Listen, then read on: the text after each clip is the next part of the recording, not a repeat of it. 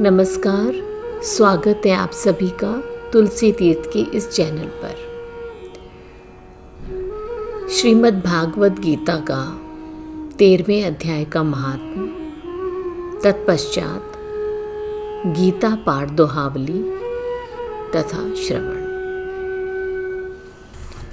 श्रीमद् भागवत गीता के 13वें अध्याय का महात्म्य। महादेव कहते हैं, पार्वती, अब 13वें अध्याय की अगाध महिमा का वर्णन सुनो। इसको सुनने से तुम्हें बहुत प्रसन्नता होगी। दक्षिण दिशा में तुंगभद्रा नाम की एक नदी, जिसके किनारे हरिहरपुर नाम का रमणीय नगर, वहाँ हरिहर नाम से साक्षात भगवान शिवजी विराजमान हैं, जिनके दर्शन मात्र से परम कल्याण की प्राप्ति होती है। हरिहरपुर में हरि दीक्षित नामक एक क्षत्रिय ब्राह्मण रहते थे, जो तपस्या और स्वाध्याय में संलग्न तथा वेदों के पारगामी विद्वान थे। उनकी एक स्त्री थी, जिसे दुराचारा कहकर पुकारा जाता था, क्योंकि वो अपने नाम के अनुसार कर्म भी वही करती थी।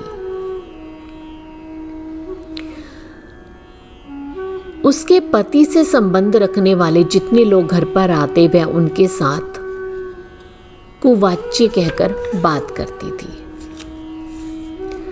एक दिन नगर को इधर उधर आते जाते प्रवासियों से भरा देखकर उसने निर्जन एवं दुर्गम वन में अपने लिए संकेत स्थान बनाया। एक समय रात में किसी अपने घर के किवाड़ खोलकर नगर से बाहर संकेत स्थान पर चली गई। उस समय उसका चित्त किसी भी कार्य में नहीं लग रहा था। एक एक कुंज में प्रत्येक वृक्ष के नीचे जा जाकर अपने प्रियतम की खोज करने लगी।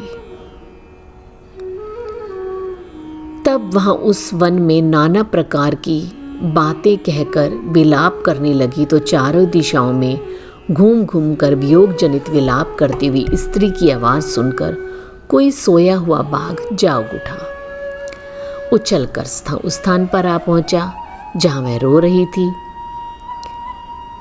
उस समय व्याघ्र ने आकर उसे नख रूपी बाणों से प्रहार करके धरती पर गिरा दिया। कठोर वाणी में चिल्लाती हुई पूछी, अरे बाघ, तू किस लिए मुझे मारने आया? पहले इन सारी बातों को बता, फिर मुझे मारना। उस प्रचंड पराक्रमी व्याघ्र ने क्षण भर के लिए उसे अपना ग्रास बनाने से रुका और हंसते हुए बोला, दक्षिण देश में मलाहपहा नाम की एक नदी है। उसके तट पर मुनिपर्णा नगरी बसी हुई है। वहाँ पंचलिंग नाम से प्रसिद्ध भगवान शंकर निवास करते हैं। मैं उस नगरी में ब्राह्मण कुमार हुआ करता था। नदी के किनारे अकेला बैठा रहता।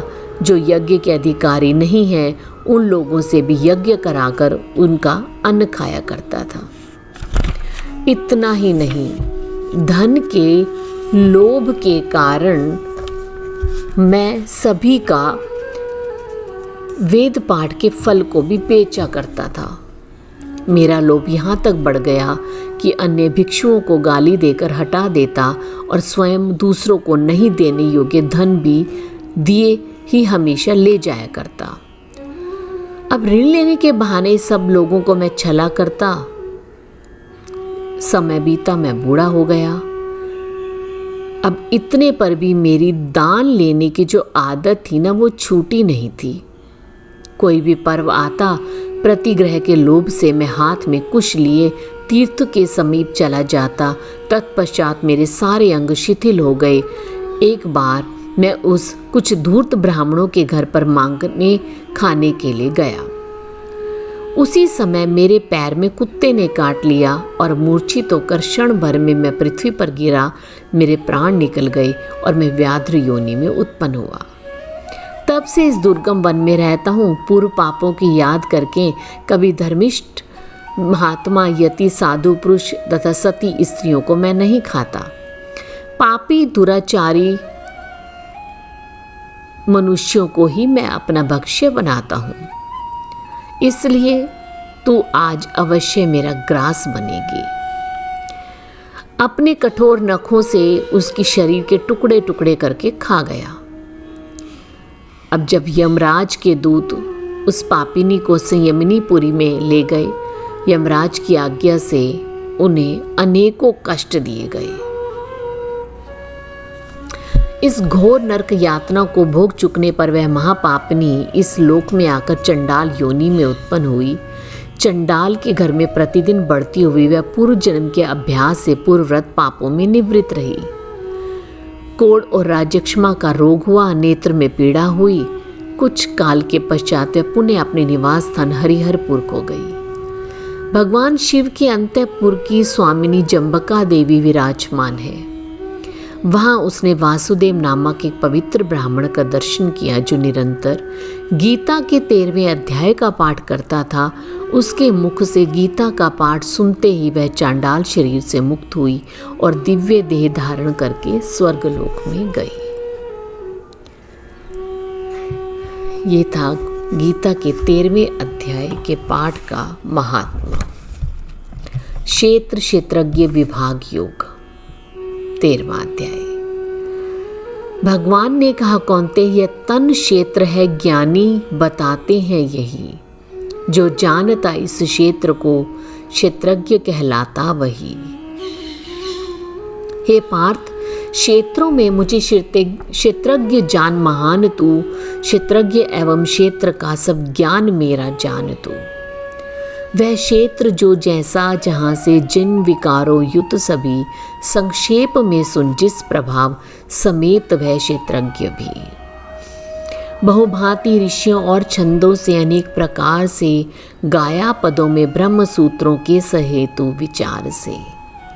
मन बुद्धि एवं महाभूत प्रकृति अहंकृति भाव भी, पांचों विषय सब इंद्रियों के और इंद्रिय गण सभी।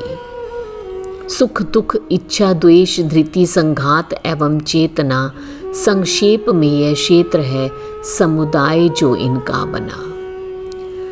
अभिमान दंभ अभाव अजर्व शौच हिंसा हीनता स्थिरता क्षमा निग्रह तथा आचार्य सेवा दीनता।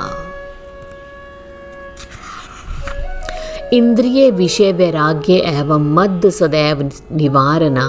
जीवन जरा दुख रोग मृत्यु सदोष नित्य विचारना।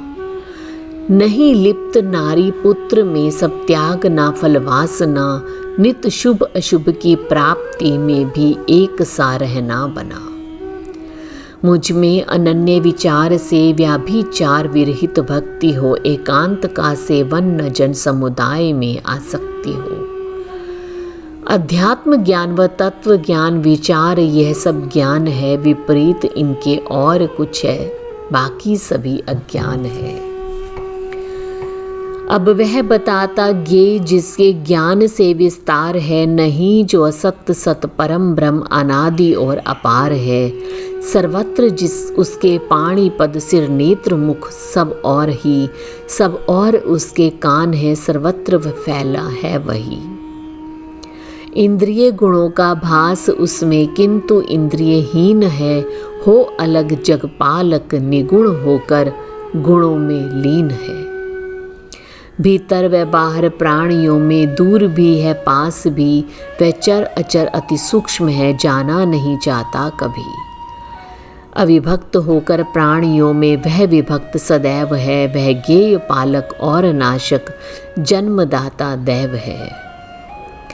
वह ज्योतियों की ज्योति है, तम से परे है ज्ञान है। बस में बसा है ज्ञेय है, वह ज्ञान गम्य महान है। वह क्षेत्र ज्ञान महान ज्ञेय कहाँ गया संक्षेप से है। पार्थ इसको जान मेरा भक्त मुझ में आ बसे। यह प्रकृति एवं पुरुष दोनों ही अनादि विचार है। पैदा प्रकृति से ही समझ गुण तीन और विकार है। कार्य एवं करण की उत्पत्ति कारण प्रकृति ही इस जीव को कारण कहा।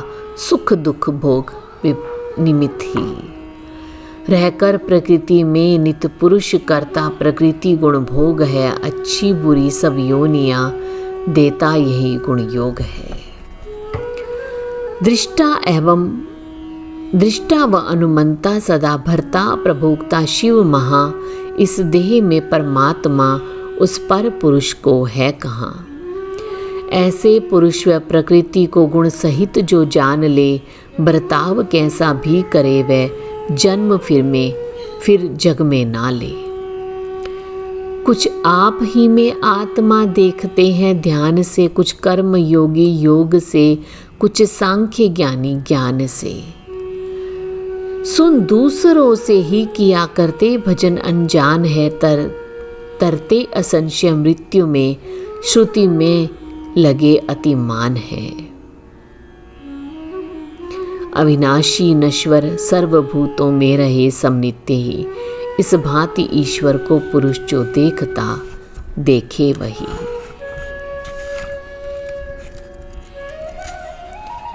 जो देखता संभाव से ईश्वर सभी में व्याप्त है, करता न अपनी घात है, करता परम पद प्राप्त है। करती प्रकृति सब कर्म, आत्मा अकर्ता नित्य ही, इस भांति से जो देखता है जन वही।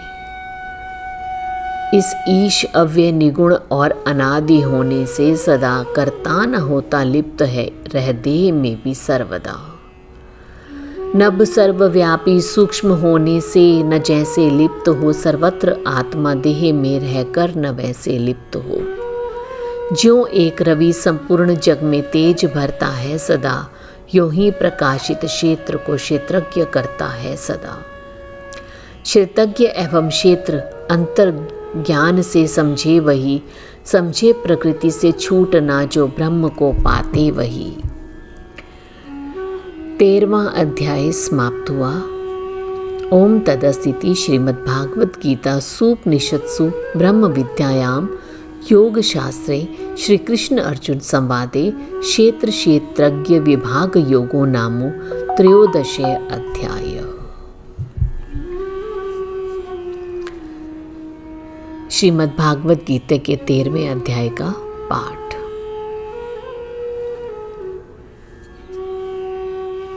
आपका स्नेह, आपका आशीर्वाद निरंतर बना हुआ है।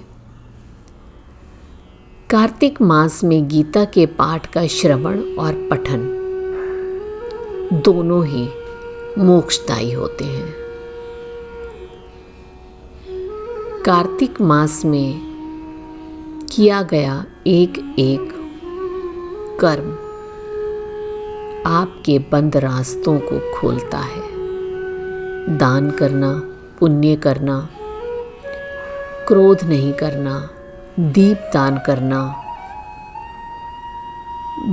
करना भगवान विष्णु को अत्यंत प्रिय है।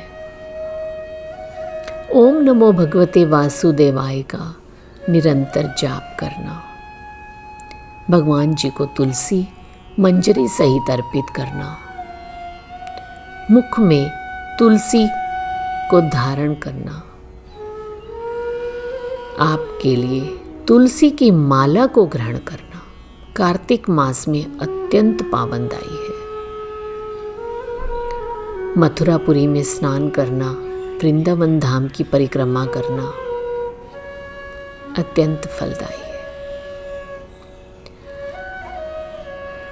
कल करेंगे भगवान श्रीमद्भागवत गीता के 14वें अध्याय का पाठ तथा महात्मा। तब तक के लिए आपको नमस्कार, आज्ञा दीजिए। कल मिलते हैं तुलसी तीर्थ के इस चैनल पर। नमस्कार।